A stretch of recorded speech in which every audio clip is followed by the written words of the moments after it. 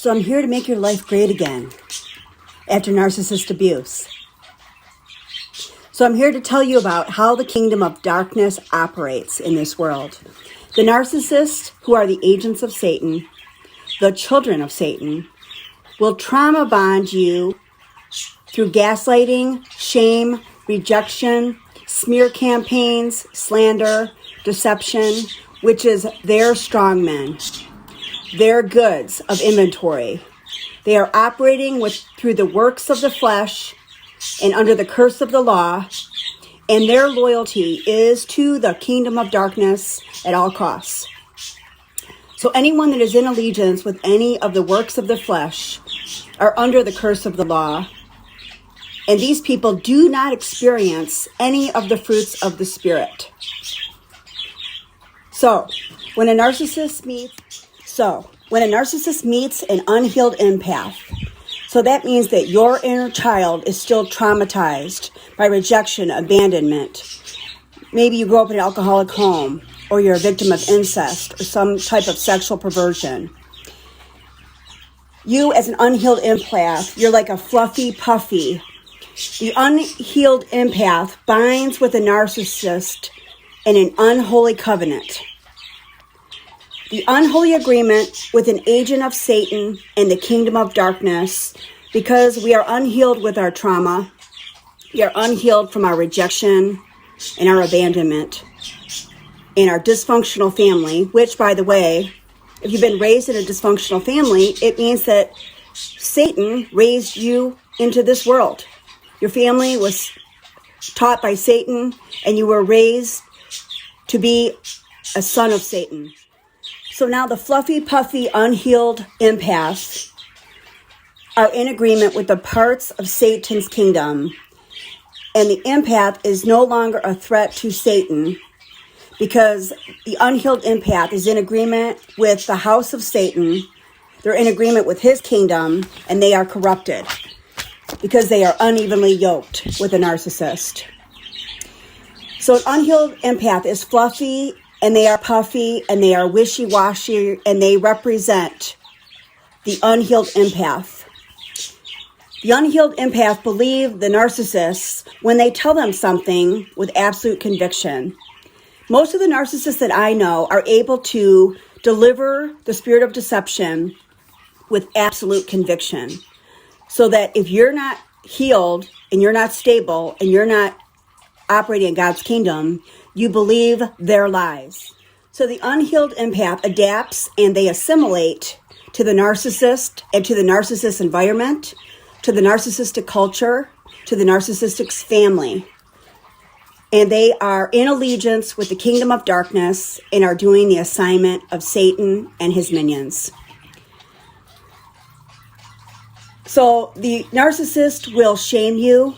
They will berate you, they will reject you, they will abandon you, they will steal from you, kill you, and they will destroy you. So as an unhealed empath, I trusted and I believed the narcissist, and I agreed with their agenda when they told me that they practiced faithfulness in all their affairs. Well, faithfulness is a fruit of the Spirit. So narcissists cannot operate in faithfulness. So when they tell you with conviction, when the narcissist tells you with conviction that they're the most faithful man that you'll ever meet, that's a lie, because the kingdom of darkness cannot operate in any of the fruits of the Spirit. Faithfulness and loyalty is a fruit of the Spirit and does not belong to the kingdom of darkness. So an unhealed empath like myself, I felt sorry for the narcissist when they tell me they are victims of circumstances and the other relationships in their lives, people were there to hurt them. And I believe them when they tell me the story that they are a victim. As an unhealed empath, I am unstable in all my ways because I am double-minded and I am wishy-washy about taking a stand for which kingdom that I represent. This is very important. An unhealed empath does not have a stable identity, and they morph into whatever the world supports. The unhealed empath does not have a stable identity in the kingdom of heaven. and they will morph into whatever the world supports to make the narcissistic system happy. The unhealed empath agrees to disagree with the narcissist so that we can maintain the spirit of peace and tolerate the kingdom of darkness, to tolerate the abuse, and to tolerate the Antichrist spirit and the false prophet spirit. We, unhealed empaths, fall in love easily because we make the narcissist an idol. And we easily put their needs first as a human being rather than God's will for our lives.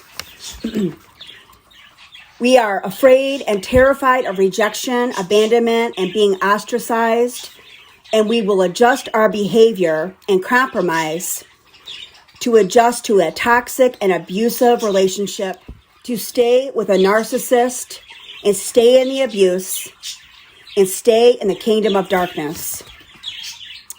Number one rule in sales training is that there is the scarcity of losing something controls the people to make a decision to purchase. So when the narcissist rejects us, abandons us, it motivates us by assimilating the fear of loss. Remember, the fear does not belong to the kingdom of God. Fear is a spirit that operates in the kingdom of darkness. But that fear of losing the narcissist and the narcissistic family and the narcissistic system motivates us to fight, to win the narcissist approval, acceptance. It makes us competitive to win their love, which, remember, narcissists do not love, because love is part of the fruits of the spirit of God's kingdom. Narcissists will never love you. And narcissists will end up stealing, killing, and destroying your life because they assimilate the spirit of competition to control your free will. So you are, out of your free will, agreeing to be a part of their kingdom and doing what Satan wants you to do. The narcissist will triangulate another woman or a man to get you to react to your fear of rejection. The unhealed empath, Fluffy Puffy, will tolerate a lot of painful abuse because they have not healed. Their fear of rejection has to be overcome with the perfect love of the Most High. Perfect love casts out fear. The spirit of fear. You know you are operating in perfect love. Here's an example. When you are not afraid of losing a toxic, abusive relationship with the narcissists who are agents of Satan, and you are supporting the house of Satan. You know that you are operating in God's perfect love when you do not take the solution to the pestilence, because you know that Jehovah, through Jesus, will protect you from the pestilence. You know you are in perfect love when you trust God with all your heart to take care of your finances, your housing, your employment, and your relationships, and to take care of your children. You must trust God with all your heart and do not trust on your own understanding. This is perfect love. This is an example of perfect love, which casts out the spirit of fear. So you embrace in perfect love, God will deliver you from the spirit of fear. Because in the kingdom of God, the spirit of fear does not exist. If you are operating in the spirit of fear, then you are in agreement with Satan, the agents of Satan, the narcissist, the narcissistic system, the narcissistic family, culture, employer.